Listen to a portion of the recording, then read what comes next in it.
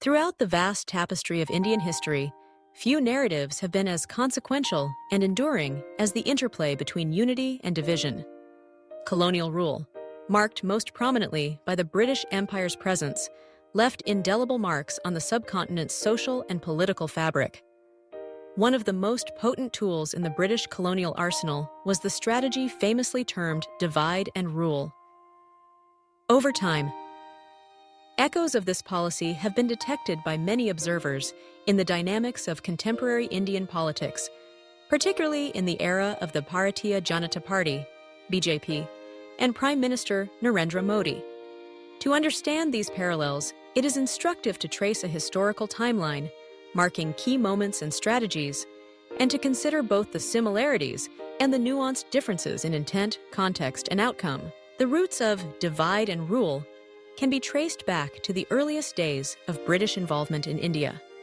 In the late 18th century, as the British East India Company expanded its territorial control, it encountered a patchwork of kingdoms, principalities, and diverse communities. The British quickly recognized that a unified opposition would threaten their ambitions. Thus, their administrative and political efforts sought to accentuate existing fissures and create new lines of division. One of the earliest manifestations of this policy emerged in the aftermath of the 1857 revolt, also known as the First War of Independence. The uprising, which saw Hindus and Muslims fighting side by side, deeply rattled the colonial administration. In response, the British began to systematically encourage suspicion and rivalry between communities. Official records and correspondence from the period reveal a deliberate strategy to prevent any repeat of such unity by emphasizing religious distinctions.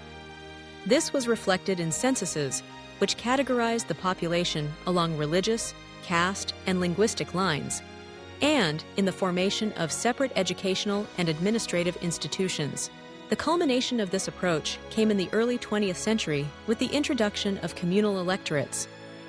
The Morley-Minto reforms of 1909 established separate electorates for Muslims, effectively institutionalizing religious identity in the political process.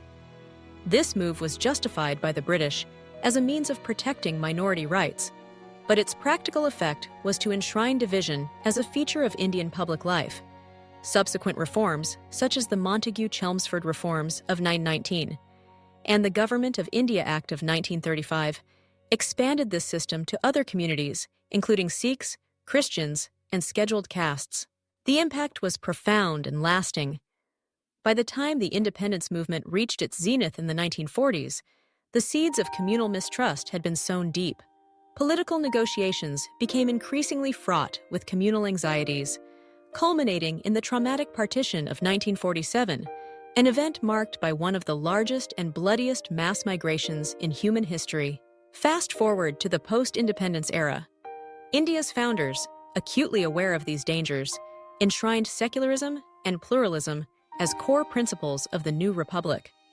For decades, the Indian National Congress, as the dominant political force, sought to manage the country's diversity through policies of inclusion and accommodation. Yet, the underlying tensions, religious, linguistic, and regional, remained. It is in this context that contemporary comparisons are often drawn, particularly with the rise of the BJP and the leadership of Narendra Modi. Founded in 1980 as the political wing of the Hindu nationalist Rashtriya Swayamsevak Sangh, RSS, the BJP gradually rose to prominence by championing a vision of India rooted in a strong and assertive Hindu identity. Its critics contend that, in pursuit of electoral success and a majoritarian agenda, the BJP has adopted strategies reminiscent of the colonial divide and rule playbook, though with important differences in agency and context.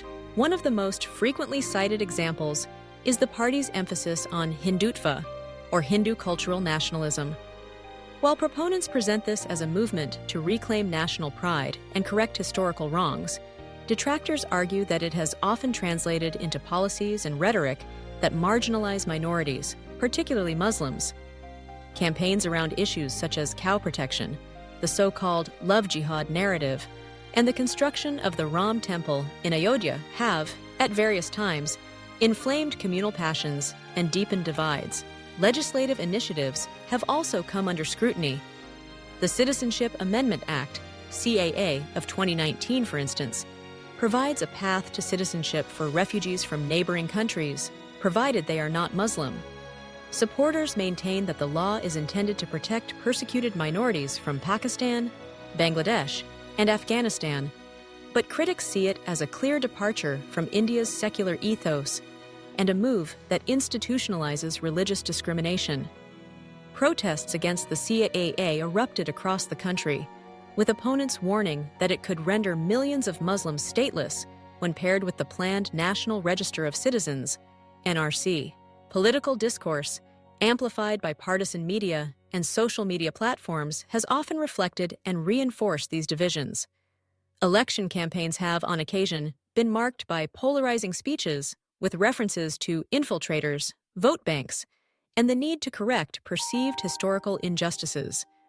The rhetoric, critics argue, is calibrated to mobilize the Hindu majority by invoking a sense of siege or victimhood, and by casting the opposition as appeasers of minorities. To be sure, there are critical differences between the colonial and contemporary contexts. The British used divide and rule as an external, imperial strategy, seeking to maintain control over a subject population. In the modern era, political parties like the BJP are operating within a democratic framework, seeking electoral advantage within a sovereign nation-state. Their actions are subject to public debate, judicial scrutiny, and periodic elections. Moreover, supporters of the BJP and the broader Hindutva movement argue that their agenda is not about division, but about correcting historical neglect of Hindu culture and interests. They point to the centuries of foreign rule, first under Muslim dynasties, then the British, as periods in which Hindu identity was suppressed or sidelined. For them, policies like the CAA represent a belated effort to provide refuge to those facing religious persecution, rather than an attack on Indian Muslims. This debate is not merely academic. It has tangible consequences for India's social fabric. At its best, the Indian experiment has been one of pluralism, an attempt to forge unity from extraordinary diversity. At its worst, it has been marred by episodes of communal violence, mistrust, and exclusion. The challenge, as ever, is to ensure that political competition does not come at the cost of social cohesion.